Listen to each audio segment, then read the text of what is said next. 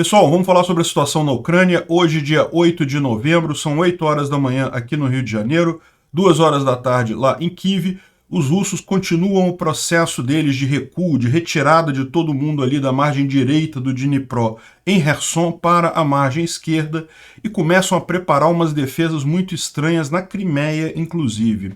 O porto lá na Rússia, onde chegam os drones iranianos, pegou fogo. Um navio pegou fogo nesse porto.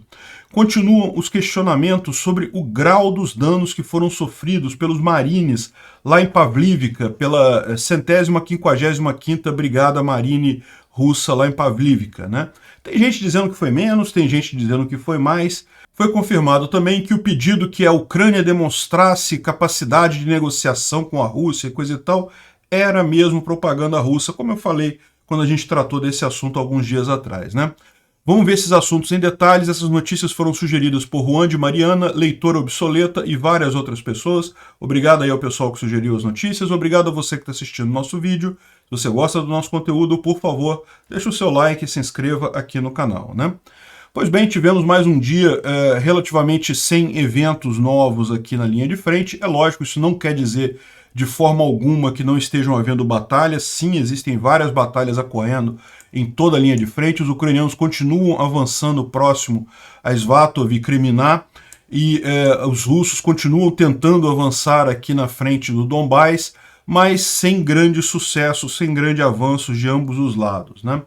A gente vai falar mais adiante sobre a situação aqui em Pavlivka e Vuhledar, que é o grande ponto de questão neste momento, mas antes disso vamos falar um pouco aqui sobre Kherson, que também é uma outra região que desperta muito interesse. A gente tem visto nos últimos dias os russos saírem daqui de Kherson, se mudarem toda a população civil para da margem direita, ou seja, da margem norte-oeste do rio, para a margem esquerda, ou seja, a margem sul ou leste do rio, né? O Dnipro é esse grande rio que corre por aqui, e esses russos que estão aqui na margem direita do Dnipro, eles sabem que não tem como ser mantidos, a logística para eles ficou muito complicada, daí essa mudança na postura russa, de sair dessa região, né? Se vão sair mesmo, a gente não sabe, ainda cabe aí, tem gente questionando até que grau isso vai acontecer mesmo, mas o fato é que a gente tem fotos agora de vários checkpoints. A gente já tinha avisado que os checkpoints na cidade eles foram abandonados pelos russos, né? Quando um exército ocupa uma cidade, ele naturalmente tem que colocar checkpoints para verificar se não está chegando tropas inimigas, né, coisa e tal. Então, haviam vários checkpoints aqui na cidade de Kherson, e o que a gente está vendo aqui é que a maior parte deles, praticamente todos, foram abandonados pelos russos, né? A gente tem umas imagens aqui agora dos checkpoints e posições defensivas que haviam dentro da cidade, que foram totalmente abandonados, não estão mais guarnecidos por guardas russos ali, né? De novo, a gente já explicou que existe uma questão se realmente os russos abandonaram. Muitos estão dizendo que, na verdade, eles botaram roupas civis, estão preparando posições defensivas dentro dos prédios, ou seja, a ideia é deixar os ucranianos entrar como uma armadilha e depois atacar e matar o máximo de ucranianos possíveis. Eles sabem que sem a força ostensiva militar lá em Kherson, eles não vão conseguir segurar a cidade, sabem que vão perder a cidade. Mas a ideia dos russos, muito provavelmente, é perder a cidade a um custo muito grande, né, cobrando muitas vidas ucranianas. Aqui mais uma pilha de lixo que foi deixado pelo Partido Rússia Unida, que estava lá em Kherson, né? O Partido Rússia Unida é o partido do Putin. Então eles estavam lá, eles tinham um local lá em Kherson e abandonaram e deixaram uma montanha de lixo na hora de ir embora de lá, né? Aqui a placa do Rússia Unida, eles usaram um estádio, não sei que prédio é esse daqui, né? Outra coisa que eles estão reparando é o seguinte, olha só, isso aqui é um aviso que certamente o pessoal ucraniano vai gostar. Os russos pegaram vários navios ali de Kherson e esconderam numa baiazinha aqui, se não me engano é nesse ponto aqui, ó. Tá aparecendo pelo menos algum lugar por aqui, tá vendo? Kherson fica do lado direito do Dnipro, né? O Dnipro é esse rio aqui. Os russos pegaram os navios todos que tem aqui. Esse aqui é um grande porto, tá? Essa região aqui toda é a região do porto de Kherson. Então, os russos pegaram todos os navios que tinham ali e trouxeram para algum lugar aqui. Eu não sei se é essa região aqui. A impressão que dá é isso, né? Que eles botaram aqui, tá vendo? Eles guardaram nesse pequeno grupo ali um monte de navios nessa região, justamente para tirar ali do porto de Kherson, para evitar o grande temor que eles têm, que é os ucranianos conseguirem avançar, tomar a cidade e não parar no rio, né? Conseguir ultrapassar aqui o rio e continuar avançando em direção à Crimeia. Então, para evitar isso, eles esconderam nessa baciazinha aqui, parece um recanto aqui do rio, os navios todos que estavam lá. E os ucranianos certamente já estão sabendo disso, né? Já estão sabendo desse agrupamento de navios aqui. Isso é algo que certamente eles vão dar um jeito muito rapidamente, né? Até alguns barcos luxuosos, olha só, até alguns iates luxuosos foram levados para lá, né? O local é aquele mesmo que eu apontei para vocês, tá vendo? Essa entradinha aqui, logo aqui, próximo ao porto, né? E, além disso, eles estão fazendo também uma movimentação estranha no aeroporto de Jankoy, na Crimeia, né? Jankoy, vamos abrir aqui o mapa, Jankoy é aqui, ó, nessa cidade aqui na Crimeia.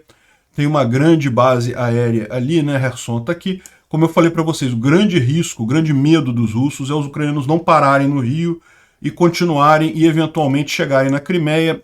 Como hoje a Crimeia é tratada como retaguarda, não tem proteção suficiente aqui para impedir um avanço ucraniano. E eles estão montando alguma coisa aqui em Jankoy. Dá para ver que eles criaram containers com mísseis para defesas antiaéreas, justamente aqui naquela base de Jankoy, na Crimeia. Essa base, como ela fica na retaguarda, ela não estava sendo muito usada, usava como apoio, evidentemente, mas não diretamente. E agora parece que eles estão fazendo aí alguma alteração bem significativa, estão criando defesas antiaéreas bem significativas ali, já antevendo que a coisa pode ficar mais séria na região da Crimeia nos próximos meses, né? E aqui é o que aconteceu em Astrakhan, na Rússia, é um porto no Mar Cáspio, que é por onde estão chegando os drones iranianos. Deixa eu mostrar o vídeo aqui. Dá para ver aqui um navio pegando fogo no porto, um navio relativamente grande, né?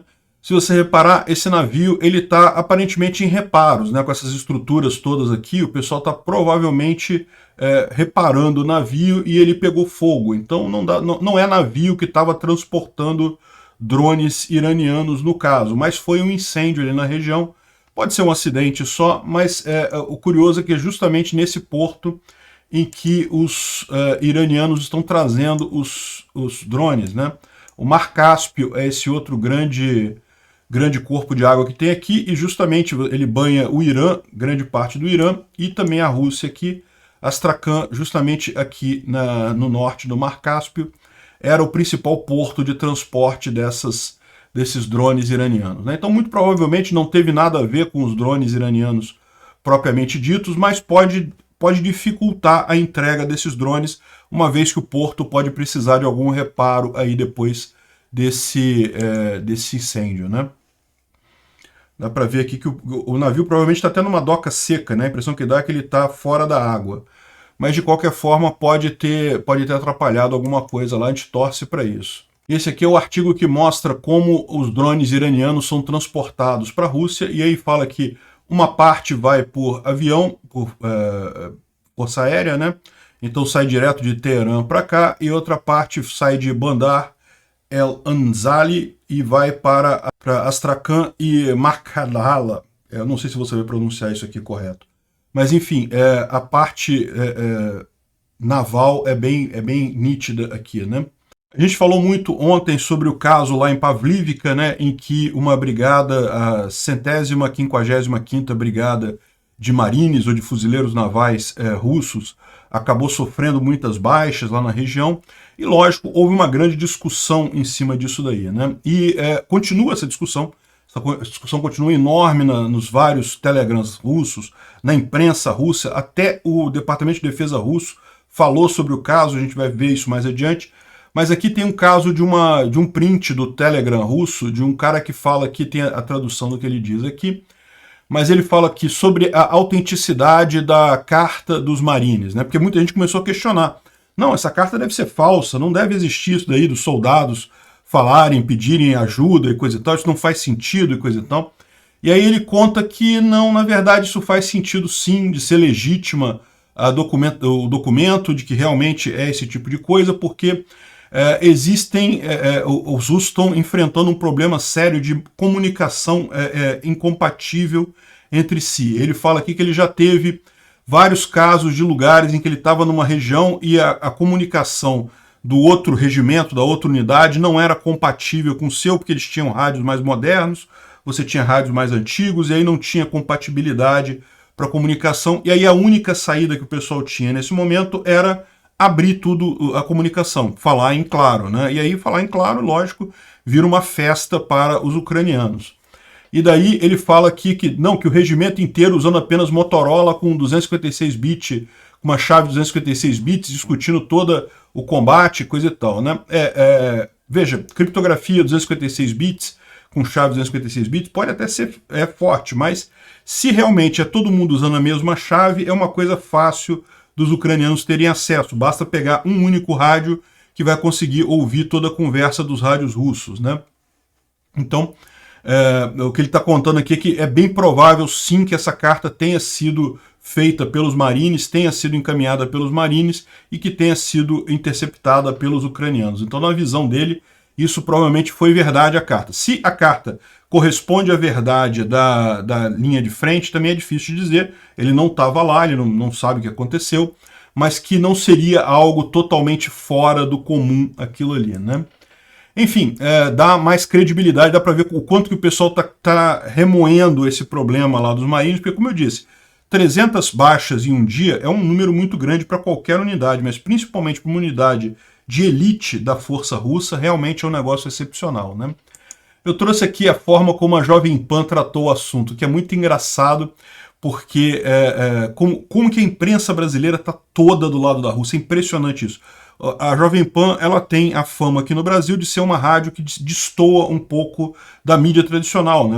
Já mostrei várias vezes aqui reportagens do G1, de outras empresas de mídia, todas a favor da Rússia, e a Jovem Pan, que poderia ser a exceção nesse caso, não, ao contrário, também é a favor da Rússia. É impressionante realmente aqui como o Brasil, como o ecossistema de informação no Brasil está contaminado pelos russos, né? Olha como é que a Jovem Pan noticia o caso lá dos marines, né? Zelensky diz que a linha de frente em Donetsk está coberta de corpos russos. Ou seja, ao invés dele falar a fonte primária, que são os próprios russos, comunicando com o comandante deles lá em Primorsky Krai, lá no estado russo de origem da unidade, né? Não, ele fala que é o Zelensky que está dizendo isso. Então ele coloca tudo aqui, aí ele vai falar mais adiante aqui sobre os combatentes da 155ª unidade, coisa e tal. Aí ele fala tudo aqui, que o pessoal pediu o governador e coisa e tal, mas ele coloca tudo como sendo o Zelensky falando, né? O Zelensky que está falando isso. Que coisa baixa, né? Ao invés do pessoal estudar um pouquinho mais, ver claramente o que eles fizeram aqui, eles pegaram isso direto da fonte russa, porque a fonte russa está fazendo assim. Não, o Zelensky que está falando, não foram os nossos soldados reclamando do problema, não. Foram o Zelensky falando. Agora, a coisa subiu tanto de nível que até alguns soldados se sentiram na obrigação de gravar um vídeo falando para o pessoal para se acalmar, que sim, tiveram perdas, mas não foi aquela coisa toda. Olha só o que eles falaram aqui. Eu vou tocar para você aqui o vídeo deles, vou tirar o som para eu poder ficar traduzindo para vocês o que eles estão falando, porque evidentemente eles estão falando em russo. Então esses aqui são 3 soldados dessa brigada da 155ª, que supostamente perdeu 300 combatentes entre mortos e feridos, e que causou todo esse problema lá em Pavlivka, né? Ele pede para o pessoal lá de Primorsky Krai, né, que é o estado original deles, lá no leste da Rússia. Hoje nós ficamos sabendo da informação de que a nossa brigada não existiria mais. E eu queria dizer para vocês que a brigada continua mantendo a linha, segurando a linha. A brigada está lutando. Infelizmente existem perdas. Nós estamos tentando minimizar essas perdas, mas isso é uma guerra. E brigar contra nós, também não são crianças brigando contra nós. Então, para ser honesto, seria muito mais fácil para a gente lutar aqui se tivesse as coisas mais quietas em casa. Então, segura as pontas aí, não acreditem em rumores, nós vamos voltar para casa com uma vitória. Hoje é 7 de novembro. Abraço para todo mundo que está nos vendo em casa. Bom, então a gente sabe que pelo menos 3 sobreviveram. Porque só tem 3 no vídeo, né? Mas enfim. Não, brincando, é lógico que eles não iriam reunir a brigada toda para fazer uma declaração dessa, mas o que dá para tirar disso daqui é só isso mesmo, que alguns sobreviveram. Mas veja, se você pegar a comunicação inicial, nunca se falou que a brigada tinha acabado totalmente. Não, não tinha acabado. 300 pessoas teriam sido mortas ou feridas, né? Numa brigada, tipicamente lá na Rússia, isso vai chegar até 800 pessoas, pode ser até mais. Então, assim, não dá não tinha acabado a brigada, né? Reconheceram que tem fatalidades, não falaram um número, porque deve ser um número grande. Se fosse um número baixo, eles podiam falar, não, teve fatalidades, 3 pessoas morreram. Não, o pessoal está enrolado lá sim, né? E outra coisa óbvia, a brigada, como eu falei, é um grande número de pessoas, evidentemente que nem todo mundo está experimentando essa batalha ali em Pavlivka com a mesma intensidade, né? Então essa é a situação, eles estão tentando minimizar esse tipo de coisa, mas tudo indica que sim, aquela carta foi legítima e o número de baixas lá na 155ª Brigada foi muito grande mesmo, né? Só relembrando para quem está vendo o vídeo de hoje e não viu o de ontem, isso tudo aconteceu aqui em Pavlivka, essa cidadezinha aqui bem na linha de frente. Os russos estão tentando tomar Vuhledar, que é essa outra cidade maior aqui. Aqui tem uma grande quantidade de tropas ucranianas nessa região, então os russos precisam proteger a cidade de Volnovka, que é uma cidade que se tornou muito estratégica agora, então os russos precisam avançar nessa linha de frente para proteger essa cidade, e daí estão fazendo esse movimento aqui. E Pavlivka, ela já havia sido tomada, inclusive por essa brigada, pela 155ª Brigada. Eles tomaram Pavlivka lá no início do ano, logo em março, abril, bem no iniciozinho da guerra. Só que depois os ucranianos retomaram a cidade, então agora estão novamente tentando tomar a cidade, e o que aconteceu foi que os ucranianos prepararam aqui uma armadilha para eles, os russos conseguiram entrar na cidade até um determinado ponto, e daí os ucranianos conseguiram fazer um contra-ataque muito forte que deixou muitas mortes. Não dá para saber exatamente quantos. Na carta dos próprios marines falava em 300 mortos e feridos, mas a gente não sabe, né? Mas, de qualquer forma, o que dá a entender é que sim, houve muita perda. E do dia que aconteceu isso, que foi no dia 5 mais ou menos, né? A gente ficou sabendo da carta no dia 6, eu falei aqui da carta ontem, no dia 7, e de quando aconteceu a coisa para cá, os ucranianos já trocaram todas as tropas que estavam protegendo isso daqui, já fizeram a rotação, já tem um outro batalhão novo para proteger essa região, então provavelmente os russos vão ter problemas ainda maiores daqui para frente em tentar retomar aqui Pavlivka e Vuhledar, né? E aqui tem mais uma mensagem que foi capturada aqui nos telegrams russos, né? A tradução dela está aqui, ó, mais informações sobre Pavlivka. 3 batalhões estão atualmente lutando no vilarejo, né, ou pelo menos o que sobrou deles. De acordo com a inteligência, são a Brigada Mecanizada, a 72ª Brigada Mecanizada das Forças da Ucrânia, estão saindo de Vuhledar, e a 25ª Brigada de Assalto Aéreo também está tomando lugar, ou seja, é o que eu mencionei, né, eles estão fazendo rotação dos ucranianos ali, né. Nossas perdas, de acordo com participantes direto, eles são muito mais altas que entre 1% e 7% que foram anunciados pelo ministro da Defesa. A gente vai falar daqui a pouquinho que o ministro da Defesa fez um inédito pronunciamento nesse caso, dizendo que a batalha está dura em Pavlivka, mas que as perdas não foram aquelas, que as perdas foram somente entre 1% e 7% das nossas tropas ali, né, e coisa e tal, e o cara tá falando aqui, olha só, elas foram bem mais altas do que entre 1% e 7%. Eu posso falar sobre os tanques também, que lembra que também 50% dos tanques e blindados foram perdidos pela brigada, né, mas se eu me mantiver silencioso por mais um dia, talvez eu possa falar sobre alguma coisa, né, então ele está preocupado no que ele pode falar desse caso aqui. E agora a coisa principal. Após alguns dias, está tudo mais calmo agora e muitos mobilizados que continuaram vivos vão ser removidos, vão retornar para a região onde tem uma conexão, né? Ou seja, o que aconteceu aqui? As tropas russas estão provavelmente aqui em Yerohivka e com esse contra-ataque ucraniano, né, muita gente ficou perdida aqui, muitos soldados ficaram soltos aqui e eles estão agora tentando voltar para a base russa aqui. E a preocupação dele é justamente que vai ser aí que a informação sobre o tamanho do Armagedon vai ser identificada, né? Mas já sem a participação dos militares, do pessoal militar, você pode entender que o pessoal que estava lutando ali estava longe de ser os mobilizados ordinários, né? Aquilo que a gente falou, o pessoal que estava lutando ali eram tropas de elite russa, não eram pessoal que acabou de ser inscrito no exército russo, né? E realmente eles vão ter algumas perguntas bem inconfortáveis para o comando quando isso acontecer. Ou seja, o que o cara está dizendo aqui é que a situação vai piorar, porque agora que a batalha acalmou, que os sobreviventes estão voltando para a base, vão ter informações mais certas sobre o que aconteceu de fato lá, e pode ser ainda pior do que o pessoal falou lá na carta, né? Então, ou seja, essa carta continua causando muito furor lá na Rússia, porque justamente, como a gente viu, mostra a falha mesmo de tropas de elite russas em conseguir avançar lá na Ucrânia, né? Bom, eu vou retomar um tema que eu já falei alguns dias atrás, né, mas que eu acho importante porque agora a gente tem a conclusão da coisa, né? Alguns dias atrás saiu essa notícia no Washington Post dizendo que os Estados Unidos, de forma silenciosa, por baixo dos panos, pediu à Ucrânia para mostrar que está aberta a negociações com a Rússia. Então seria um informante secreto do Washington Post lá no Pentágono que teria dito que não, o Pentágono não quer negociação agora, não vai forçar a Ucrânia a negociar agora, mas quer mostrar que ela está disposta a negociar, que em algum momento vai ter negociação com a Rússia e coisa e tal.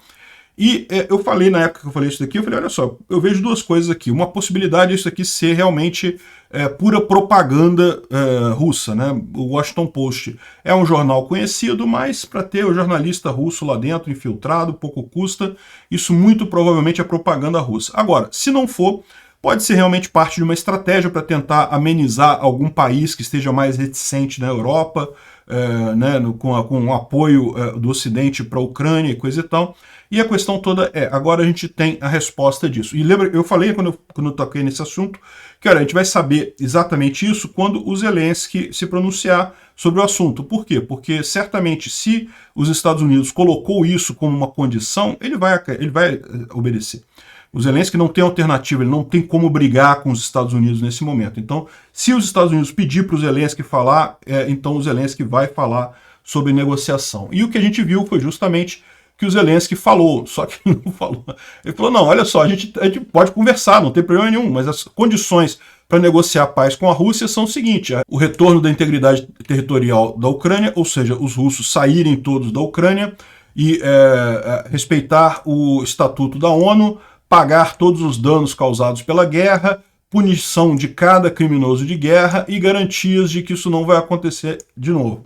Depois que tudo isso daqui estiver certo, aí a gente conversa, né? Ou seja, o que ele colocou não tem conversa nenhuma. E no final das contas a gente vê que realmente, ou seja, isso daqui foi claramente plantado por agentes russos na imprensa americana. A imprensa americana também está cheia de infiltrado russo, é impressionante como é que isso acontece, né? Bom, saiu também uma live do Arestovich, ele falou sobre essa situação, inclusive, e outras situações ontem, e basicamente, como ele disse, houve um bombardeio aqui em Chernihiv e Sumy, que é curioso porque são oblastes que estão mais ou menos, já faz tempo que não tem nada aqui, né? Então tá aqui, ó, Sumy é aqui, até mais à frente, aqui é Kharkiv ainda, né? Sumy é aqui e Chernihiv é mais aqui em cima.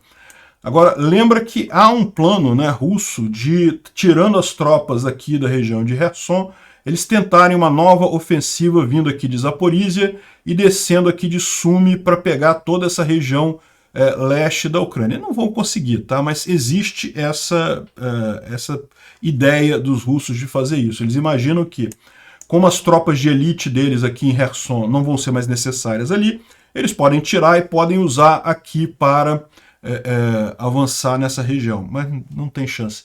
Não conseguiram isso nem quando estavam em uma posição boa, não vão conseguir agora, não conseguiram isso no início da guerra, quando estavam com as tropas frescas, quando estavam com o fator surpresa, não vão conseguir agora também, né?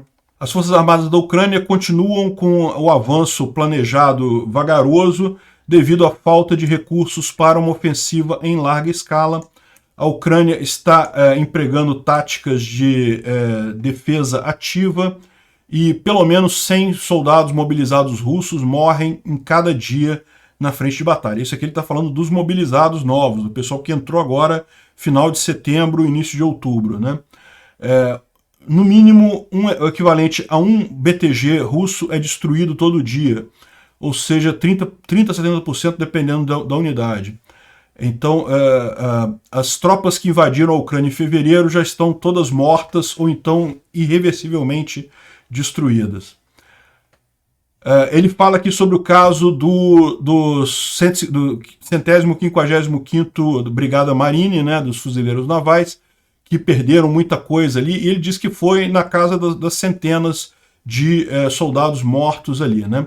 E ele fala que essa brigada é uma brigada muito importante, que ela estava desde o início da guerra, que ela ajudou lá no norte, próximo a Kiev, depois ela ajudou a tomar Mariupol, ela tomou Pavlivka logo no início da guerra, então é realmente uma das tropas mais usadas pelos russos aí, e que ele sabe que foi uma perda na casa das centenas. Não dá para dizer exatamente quanto foi, é lógico, o número 300 é um número redondo demais para ser alguma coisa verdadeira, mas é alguma coisa nessa ordem de grandeza, né?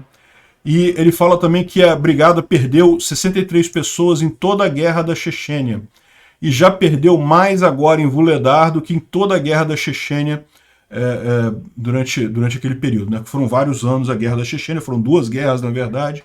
E as reservas ucranianas de pessoal e artilharia que agora chegaram ali na região fazem a situação agora estar ainda pior para os russos, né? Segundo os ucranianos, mais ou menos 40% das tropas russas agora são feitas dos mobilizados recentes. Então é gente que chegou agora, que ainda não tem muito treinamento, né? Tem em torno de 170 mil tropas russas atualmente no teatro de guerra, ou seja, na Ucrânia e na região próxima à Ucrânia. E também 40 mil soldados do Wagner, ou seja, um total de 210 mil soldados nessa região. Algumas formações com mobilizados lutam muito bravamente, mas são muito mais fáceis de eliminar que os soldados tradicionais russos, né? O que a gente imaginava, o pessoal sem treinamento, sem estar endurecido por batalha, certamente não vai ter a mesma capacidade.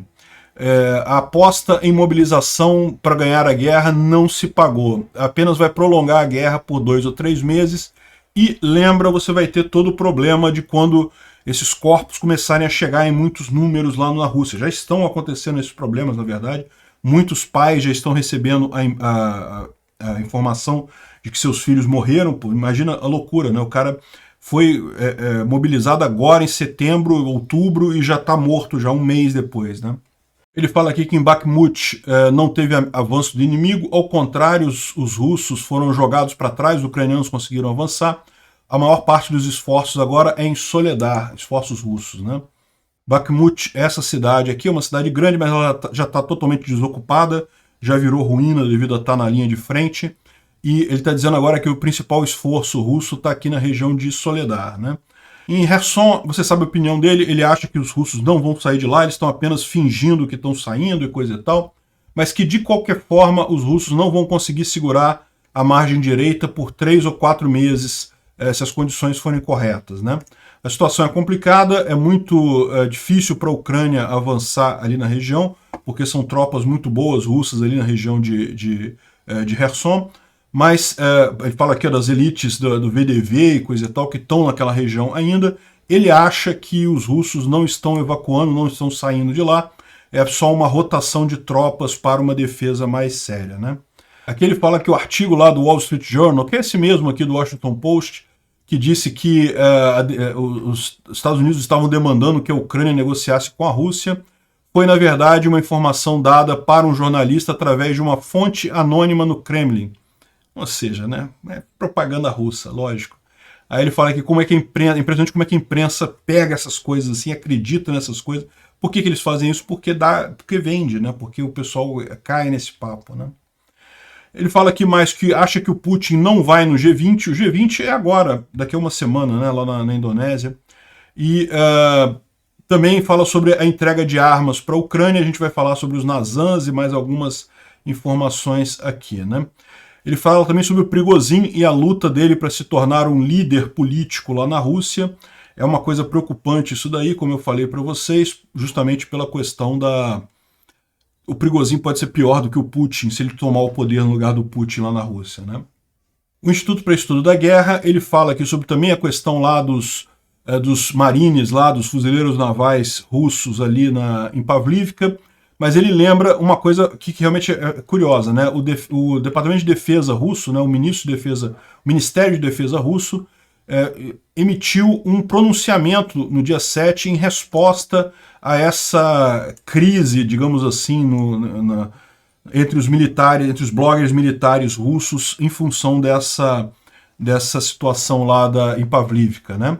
E aí, na resposta que ele deu, ele falou que menos de 1% da brigada foi morta e menos de 7% foi ferida nos últimos 10 dias, né? Aí você lembra lá do outro cara já falando que olha só, aqueles números de 1% e 7% ali que o cara, que a defesa falou, que o Ministério da Defesa falou, não são, é bem mais do que isso, né? E que os ucranianos sofreram muitas perdas, muito mais perdas e coisa e tal, enfim.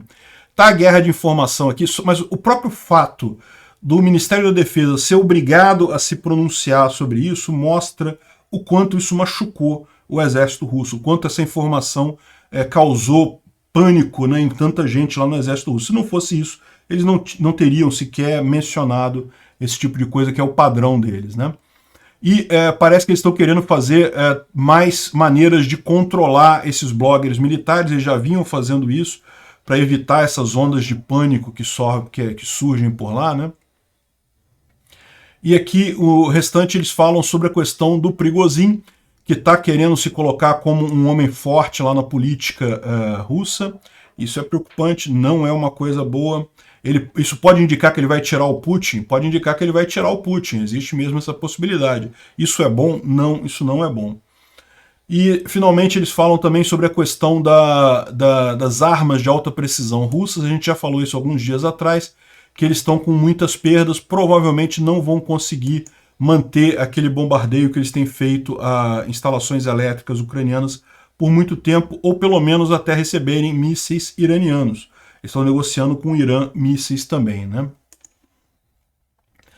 Bom, uma coisa curiosa é que os russos começaram a mover um segmento da ponte da Crimeia para possivelmente consertar a parte rodoviária da ponte da Crimeia. Vai substituir daqueles spans que quebraram, foram 3 spans desse, né? E, sinceramente, eu estou achando surpreendente eles terem um span desse para usar tão rapidamente, porque, como eu falei para vocês, esse tipo de coisa, geralmente, você monta uma fábrica para fazer isso durante a construção da ponte e depois essa fábrica é desativada. Então, eu não sei se eles já tinham alguns pré-prontos ali que eles mantiveram por acaso e daí já estão usando um que já estava mais ou menos pronto, ou se eles conseguiram reativar a fábrica e produzir esse item aí, mas realmente tem que admitir, é um feito impressionante eles já estarem com um desses segmentos prontos, né? E só um não resolve o problema, eles precisam de 3, talvez 4, porque talvez eles precisem substituir também aquele que foi danificado, mas ainda está passável ali na ponte rodoviária. Mas vamos ficar atento nisso daqui, né? E outra coisa que é uma ótima oportunidade da Ucrânia jogar uma bombinha, né? Certamente isso aqui não está tão protegido, a fábrica de onde tiraram isso daqui não deve estar tão protegida assim. Dá para ver aqui que não deve ser difícil de identificar, o pessoal que faz geolocalização não deve ser difícil de identificar onde é que é essa fábrica, onde é que eles estão produzindo esse tipo de segmento, né? Bom, eu falei ontem da morte de um capelão, né, russo lá na linha de frente e coisa e tal, e falei que o benzimento dele lá não teve essa força toda, porque logo em seguida foi morto ele e os soldados. E agora o curioso é isso. Ele foi o cara que estava falando na televisão outro dia que as mães russas deviam dar à luz a mais filhos, porque assim elas não ficariam preocupadas quando seus filhos morressem em guerra, né? E aí o pessoal aqui tá brincando, né? Tomara que a mãe dele tenha tido mais filhos, né? Além dele, né? Porque ele já se foi no final das contas. Realmente o grau de distorção de valores na sociedade russa é enorme, né? Bom, a Ucrânia recebeu finalmente os Nazans, né? De novo, recebeu os Nazans, mas a gente não sabe se já está montado, se já está funcionando e coisa e tal, aonde vão montar. Evidentemente não vão liberar esse tipo de informação, mas parece que já tem, os Nazans já estão operacionais, segundo diz aqui o ministro da Defesa ucraniano, né? Curiosamente, como a gente vê, nesses últimos dias até teve alguns bombardeios e coisa e tal, mas muito mais centrados aqui na frente de batalha. Não teve mais aqueles ataques que a Rússia vinha fazendo a várias infraestruturas, a várias coisas aqui dentro da Ucrânia, né? Talvez uma coisa esteja ligada à outra. Outra coisa que ficamos sabendo é que o grupo Wagner abandonou o Mali, né? O Mali é um país da África que está em guerra civil, e o Wagner praticamente tomou conta do país inteiro. É de lá que o Wagner tira boa parte do financiamento dele. Por quê? Porque ele explora minas de ouro lá no Mali e vende esse ouro, e esse foi um dos motivos pelos quais o ouro russo está proibido de ser comercializado no mundo. Mas o que ele faz? Ele vende através de outros canais, porque afinal não é ouro russo, é ouro de Mali, né? Isso está sendo uma das formas de financiamento do grupo Wagner. Só que, com falta de pessoal lá na Ucrânia, ele está levando os guerrilheiros do Mali para a Ucrânia, né? Então parece que praticamente abandonou várias cidades lá no Mali, e outras posições estão com menos de 200 militares do grupo Wagner em alguns campos, né? Eu espero que o pessoal lá do Mali saiba que nesse momento eles estão bem enfraquecidos. Poderia ser uma boa oportunidade para acabar com essa fonte de renda do grupo Wagner, né? Bom, como vocês sabem, o Irã nega que esteja entregando drones e mísseis para a Rússia, né? Na verdade, falou até que vendeu uns drones, mas foi antes da guerra e coisa e tal. Mas a gente sabe que continua entregando drones para a Rússia, né? E também estão negociando mísseis agora. E o que a Rússia está prometendo em troca desses drones e desses mísseis é o pior de tudo, que é provavelmente conhecimento para bomba atômica. Mas o que está acontecendo no Irã nesse momento é um conflito interno sobre essa transferência de drones para a Rússia. Porque o que está acontecendo é que justamente isso está posicionando o Irã mais uma vez afastado dos países ocidentais. O Irã já tem muitas sanções, mas lembra, tem menos sanções que a Rússia. Se o Ocidente quiser, pode sancionar o Irã mais ainda, daí está tendo dificuldade com isso. A Coreia do Norte também negou que esteja enviando armas para a Rússia e que diz que não tem planos para fazer isso, né? Não quer dizer nada, comunista mente, né? E finalmente a Europa, a gente já falou que a Europa vai mandar 18 bilhões de euros ao longo do ano que vem para a Ucrânia, mas a novidade é que isso vai requerer que a Ucrânia complete um monte de condições que já são necessárias para sua entrada na comunidade europeia. Então, ou seja, para a Ucrânia não tem nada de errado, a Ucrânia quer mesmo cumprir essas condições para entrar na comunidade europeia, então é uma boa notícia esse dinheiro ano que vem, né? Obrigado por assistir o vídeo até o final.